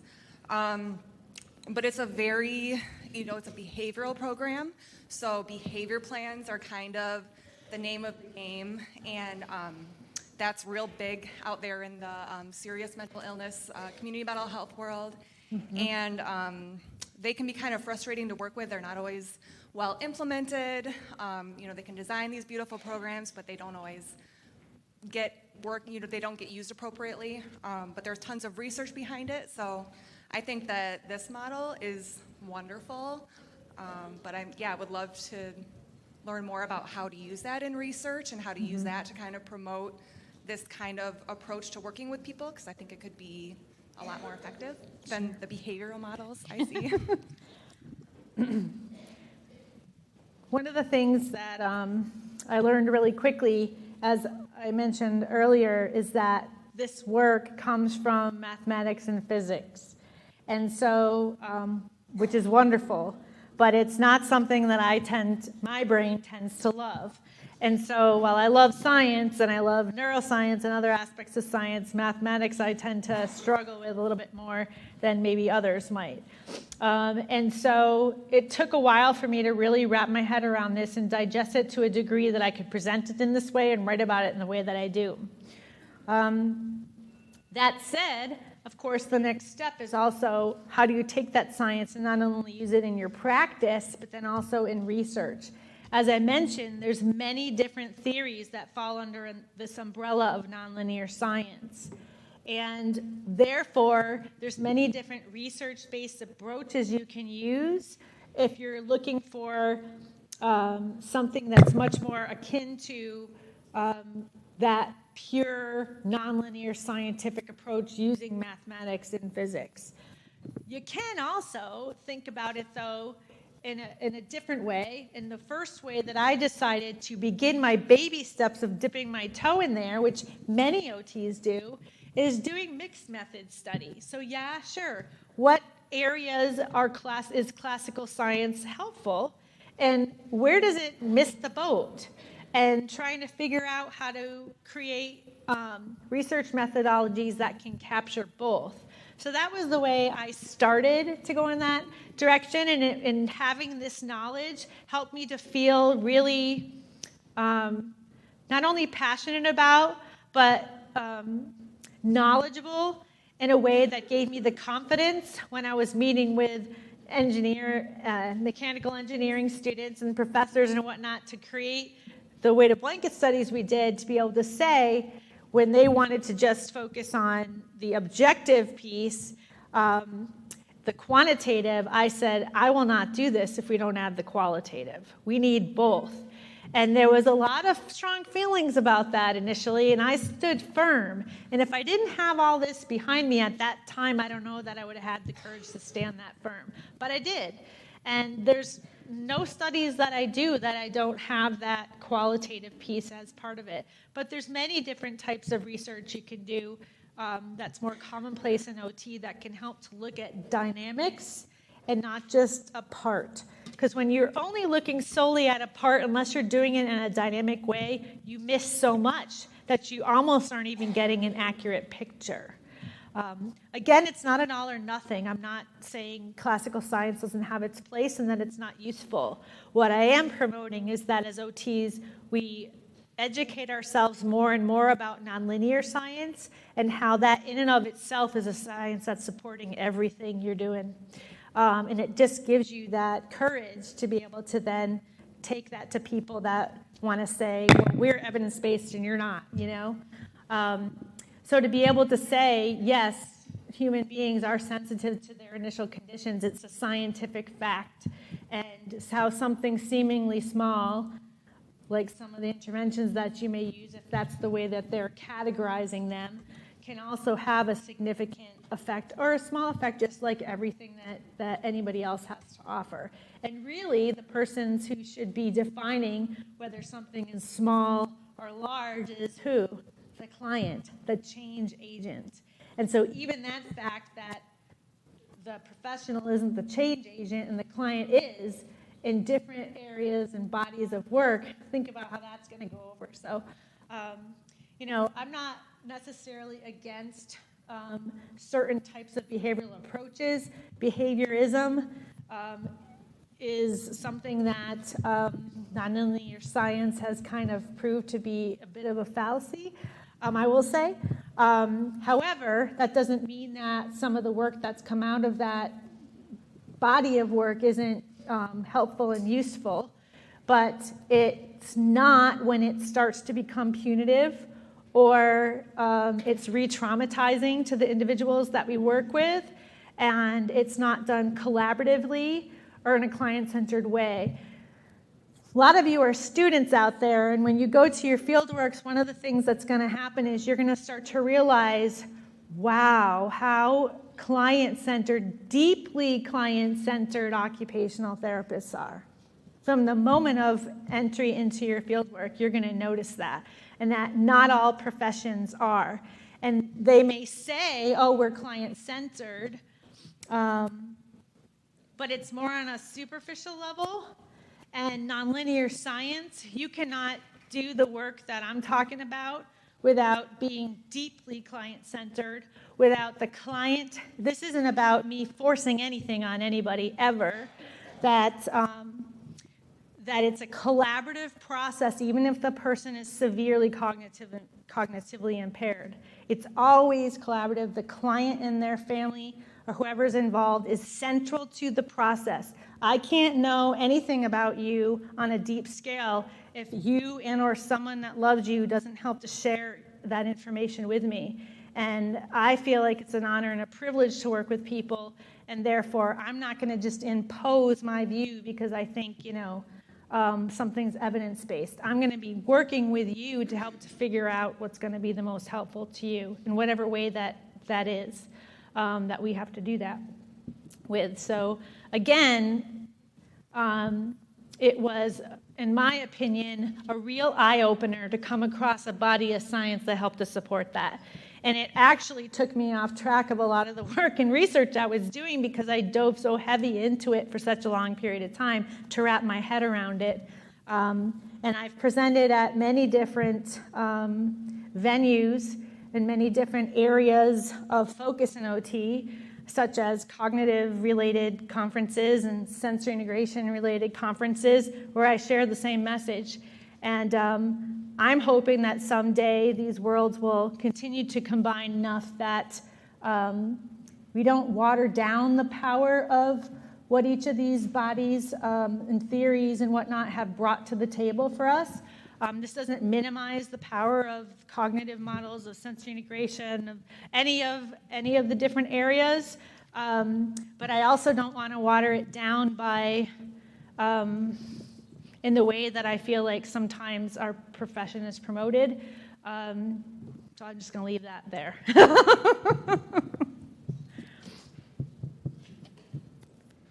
To me, occupation, it's not an either or. You can't have occupation without looking at all the components that create the experience. And so cognition, sensory, emotion, all those things, it's all part of it. Not one is any more important than the other. It's all the same. And to think otherwise from this perspective is a fallacy. So. Hi. Hi. I work on a mental health unit, a pediatric behavioral health unit, and we recently had a kiddo who had tried to advocate for himself that he wanted some like deep STEM stuff, but he was already kind of up here and ended up in seclusion. And it made me really sad for him because he was trying and he recognized that he needed something, but it was already kind of too late. Being a student, I feel like it's hard for my treatment team to take me seriously at this point. And the way my unit's set up, we don't really have a sensory room. But I was wondering if you had any advice for me for advocating for more funding or sensory tools that the kiddos can use to try to prevent things like that. And I know they have committees higher up that are dedicated to reducing seclusion and restraint, but I just didn't know how to approach the treatment team with these ideas, if you had any advice. Welcome to my world. Welcome to OT. If you think about it, the very earliest, that's why I started with the slide on our roots. Some of the earliest efforts in OT were to try to help decrease the use of things like seclusion, restraint with people with mental health challenges, right? In the earliest years. Doesn't it blow your mind we're still working on this? And it continuously blows my mind that it's part of what I'm using to try to advocate for our profession on many, many scales in mental health. The Trauma-Informed Care Initiative is a huge part of helping to foster a culture change. What you're talking about isn't just about an intervention approach. It's a culture change, and that's what makes it so hard. And depending on where you work and how far along they are in the culture change, you know, that's one of the big attractor patterns to be looking at on a systems level. See how you use different scales to zero in or zero out. So when we did that first sensory room that I talked about, where we were 3 standard deviations above the state mean and we went to 3 standard deviations below the state mean in 1 year, that didn't mean that the culture change completely changed. Remember that bifurcation diagram? And it showed you different levels of bifurcation. And it started off here and it went bigger and bigger and bigger in multiple branches. That's what happens. And it takes patience, it takes perseverance, it takes believing in what you have to offer. And the most important thing that helps to contribute to all of that and your ability to even stay in the game sometimes is every time your clients come to you and say, why has no one ever talked to me about this before? This is so much a part of my experience. Again, like the woman I said, everybody's told me this is all in my head. You mean to tell me that there's neurological reasons for what I'm going through, that some things that might look seemingly simple can make a huge change? And it's never too late. It's never too late for the clients, and it's never too late for the systems we work in.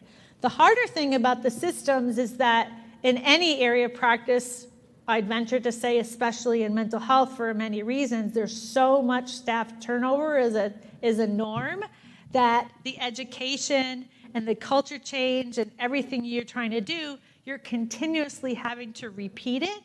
But if you persevere and you stay in there and you hang in there and you view it as a culture change, you will see over time measurable changes. And, you know, I remember going home from work. I've had some of the most significant resistance you can even imagine. People often say, oh, you're Tina Champagne, it must be easy for you. No, I've had doctors in my face. I've had things you can't even imagine. I've had someone I was a supervisor of become aggressive with me because they thought that the approaches that I was using were putting the staff at safety risk because, let's say you use a weighted blanket and someone calms and doesn't go into crisis in that moment. Well, if we injected them, they'd have been out for the whole night. So you see that thinking is what you're trying to help to shift, and it doesn't happen overnight. It doesn't happen with one presentation. It's part of a strategic plan that the organization has to create and use, and the leadership needs to be behind, and you will become, over time, you will become somebody that can participate in that initiative in a way that isn't only on the level of working with the client, because they're going to see, hopefully, your leadership, you can help them to see that you want to help them to achieve their goals. There isn't one mental health setting across the country that shouldn't be at their highest level working on instituting trauma-informed care, seclusion, restraint, reduction, etc., instituting the recovery movement. So where it comes down to is us looking at our leadership as in a similar way as we would our clients. So wanting to collaborate with them, wanting to let them know that we're on board, that we want to help, that we have energy and passion, and that we have ideas, and use evidence that's out there. And there's a lot of it. And a lot of that emphasis includes a lot of the different sensory-related, the way we package it so far, sensory-related strategies, as well as many others. And so they can see you as a leader in that area to help them to institute this. And that's how that shifts over time. And that's, you know, I never thought when I was a brand new OT that I'd be standing in front of you guys talking to you about any of this today. I didn't think I'd be going in this direction. But, you know, you just never know in the course of your career when you see a gap. What you're seeing is a gap.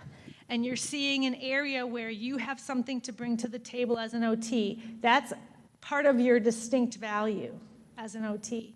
And, you know, that's part of why I created a lot of those networking opportunities to be able to share resources, continue to support each other, because those phase transitions happen in the way that I was talking about. Some patterns are reinforced, some are lost. You know, it's this continuous evolutionary process, even where I work, where right now I'm the CEO, okay?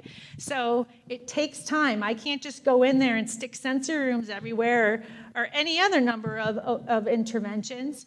I have to work with the community and the culture, or it's not going to work, and at worst case, it could cause harm if used improperly. So I kind of went a little over what you were talking about and asking, but I hope that you see, like, even with the first sensory room, I didn't just create it, and I had a student that wanted me to call it an OT room, and I said absolutely not, because I'm not here 24 hours a day, and these clients need access to this. So if that's going to be the case, I need to help the staff.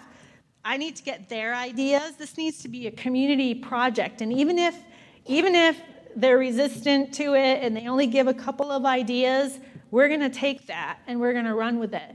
And over time, you know, it's worth it to take that time to help to foster that change and bring the ideas to the table, but to really work with the staff, get their ideas, help to make sure that they know how to use the things that are in there as well. You know, and it's really, in my experience so far, it's really the clients ultimately that have helped to push the work forward, because most of the time the staff will listen to the clients. When the clients come up and they ask for X, Y, and Z, and they explain why it helps them, if anyone's going to sell something, it's going to be them. But it's hard. And it's because you're deeply client-centered.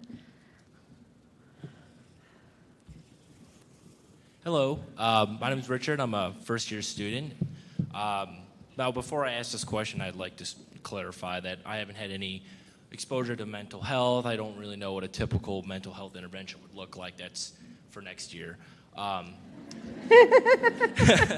But during my undergraduate studies, I looked a lot into CAM therapies, such as mindfulness or guided meditation, aromatherapy, etc.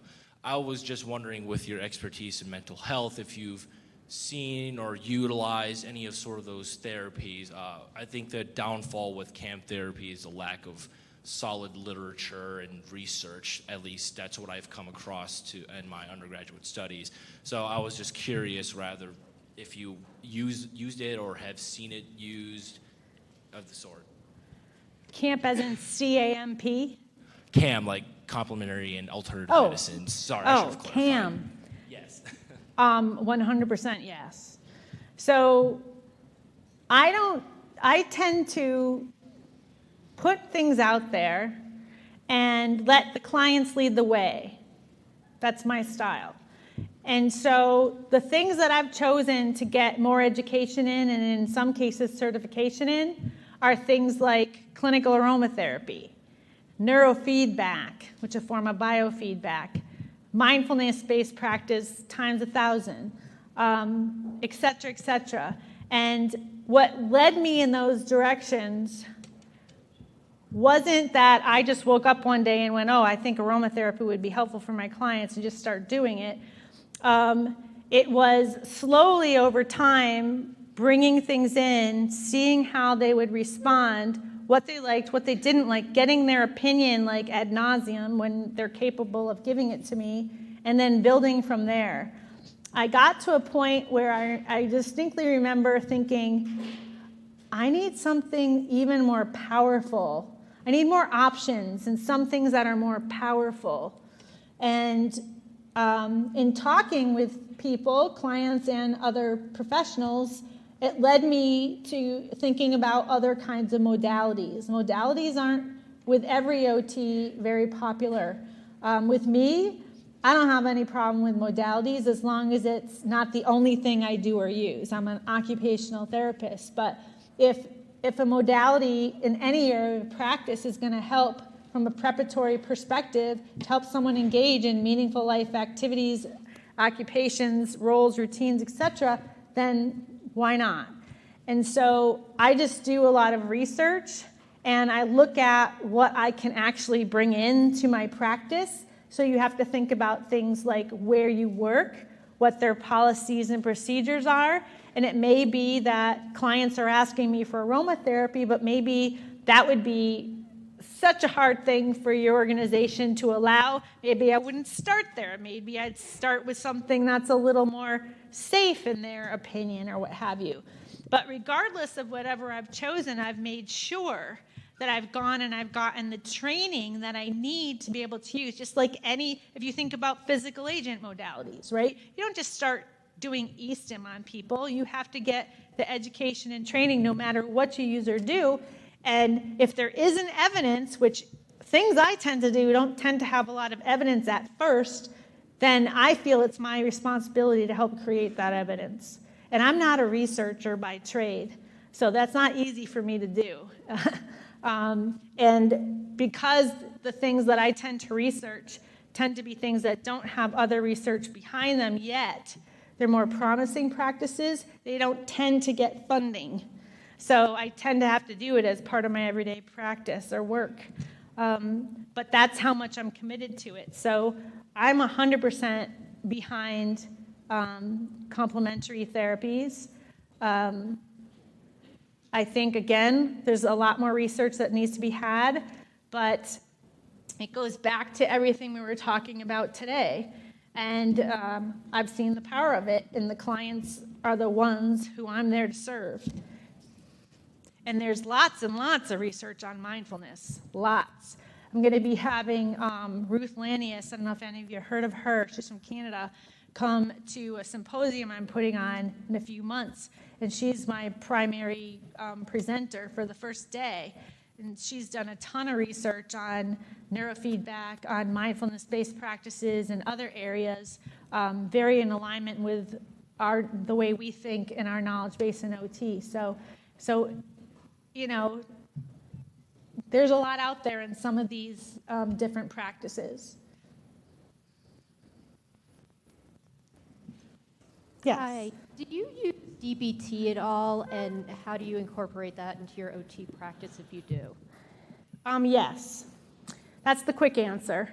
In fact, another conference we are hosting is Charlie Swenson, who is like Linehan's right-hand man for training in DBT. And I'm going to be working with him to create our own training of integrating the kind of work we do with DBT, bringing it together. Dialectical behavior therapy, for those of you who don't know, it's the combination of cognitive behavior therapy and Zen Buddhism, basically. And so, again, it isn't the only thing I use as an OT. I'm an OT.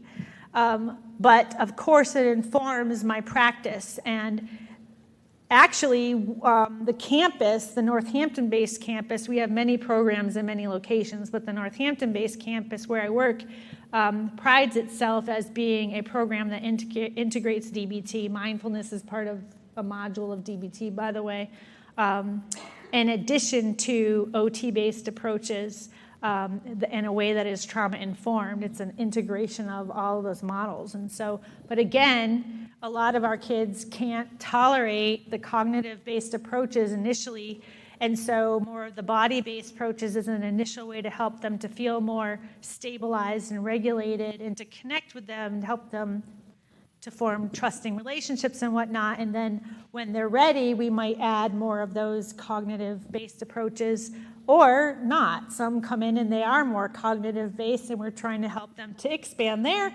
attractor patterns and habits to be able to tolerate being in their body or become more bodily aware, et cetera, but the ultimate goal is always what?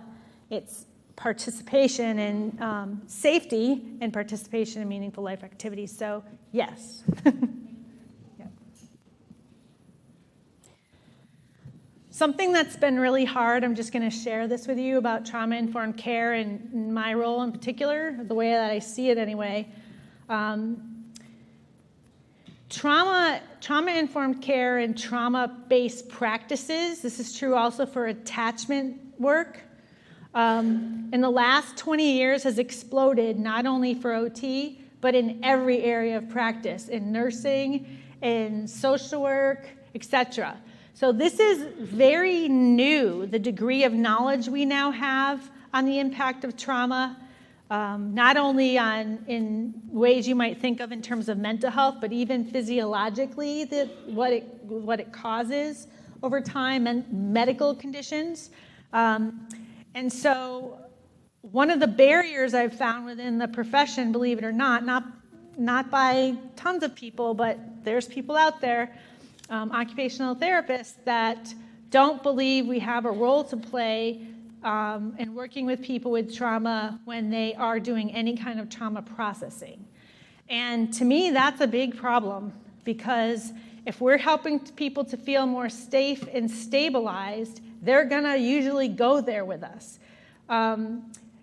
If you're using your practice in a way that, again, helps somebody start to feel grounded for the first time or start to feel more present and aware, that oftentimes gives them access to memories. It could be that being physically grounded in my body is actually a trigger.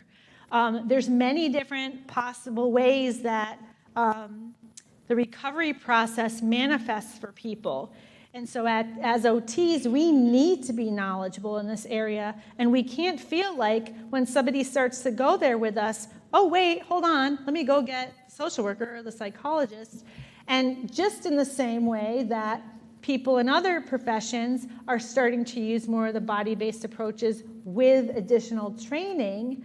So it's like it's this movement that's happening, and we're all trying to figure out our scopes of practice. And if we leave it up to other professions to figure that out for us, what do you think is going to happen? They're going to push us out. And so this is a place that has brought OT back into the game in terms of mental health practice and beyond. I'm excited now to see that in physical rehab, for example, there's a lot more attention being paid to being trauma-informed, and even in school systems, etc. It started off more in mental health practice, but now it's growing and expanding into other areas. Extremely important. But if we don't recognize our role in the scope, I'm not saying that we don't need additional training like we do with anything. Maybe an entry level, you wouldn't necessarily be ready for that unless you had that exposure in your field work or in your academic preparation. But it's something that's a thing, and it affects our ability to be viewed as qualified mental health practitioners to bill for services. And if there was a challenge in the ability to bill for services in physical rehab, where would the profession be? So for me, all these things talk about a nonlinear issue, right? For me, all these things are integrated and interdependent, and I feel really strongly, as you can see, that we need to really band together from all of our respective areas of practice and look at the effects of trauma within your particular population and help to really promote OT's role in a way that we haven't done so much before, regardless of if you are in physical rehab or in a mental health setting.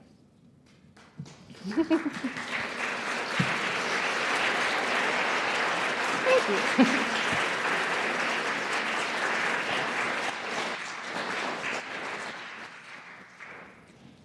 Think about the effects on academics too, right? And the way that we need to foster change in that area so we can feel more prepared. Sure. Anyone else? Okay. So I just want to thank all of you. Talk about, what an honor to be here with all of you present today, part of this lineup of people who you invite here year after year. I don't take this lightly. And just to thank you all, and I look forward to tomorrow with those of you who are able to come out tomorrow. Thanks.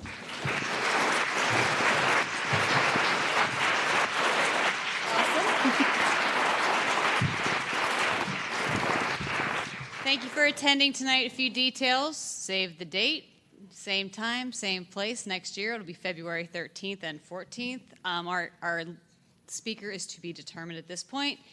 For people who need continuing ed certificates, please give us at least a month to get them. If you don't have them by the first week of April-ish, give us a call and let us know. We will email them to you. If you're attending tomorrow's presentation, right back here, same place. And thanks again for coming, and safe travels home.